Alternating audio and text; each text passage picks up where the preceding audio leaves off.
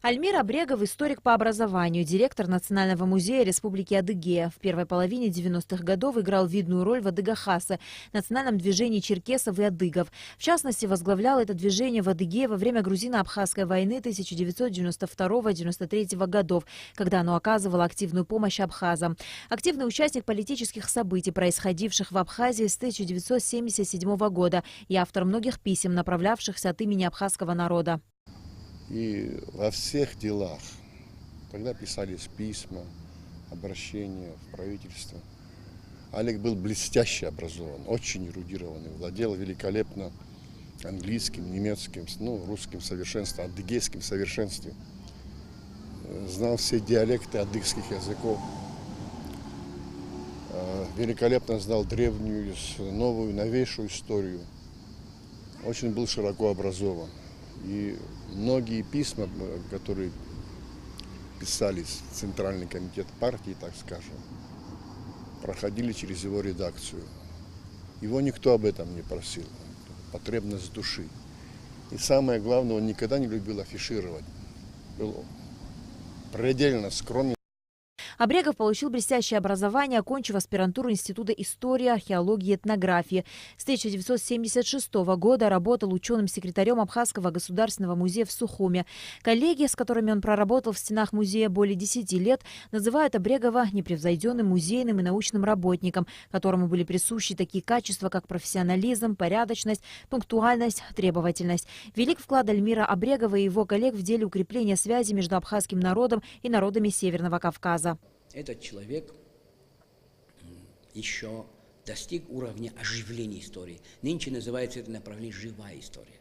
Вот это в живой истории участвовали, кроме наших выдающихся музейных работников, наших историков, еще участвовали Николай Шинкаон с северокавказскими нашими братьями, братскими народами. Это были одни те, которые нас объединяли, сближали, связывали, вместе с которым мы встретили уже образовавшиеся и Айдгалара, и конфедерация народов Кавказа.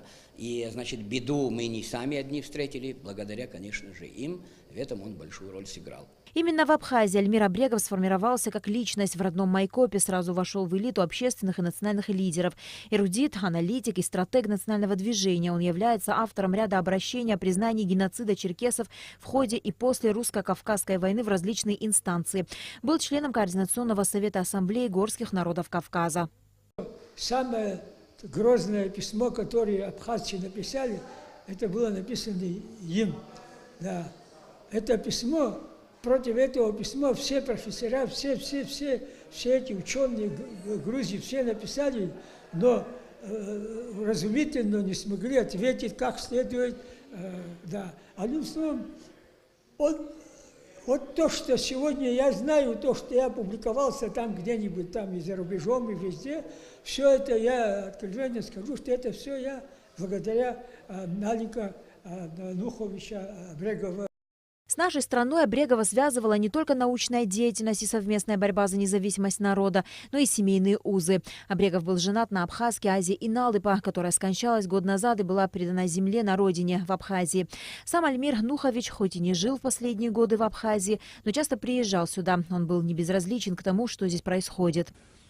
Есть ли какие-то там недостатки или что-то там происходит, которое может навредить всему государству, это тоже может быть. Абхазия молодое, самостоятельное государство на мировой арене. И власти нужно вытерпеть, чтобы у него была такая оппозиция. И оппозиция должна понимать, какие процессы происходят в стадии государственного строительства. Все это должно быть обязательно присутствовать, чтобы создать настоящее государство абхазское, которое я, допустим, мечтал бы видеть для себя. Вот, как человеку, которому далеко не безразлична судьба и Абхазии, и абхазского народа. В Абхазии никогда не забудут героическое участие Альмира Абрегова в национально-освободительном движении за независимость и суверенитет Республики Абхазия. На Лакове Роберт Ломя, Абхазское телевидение.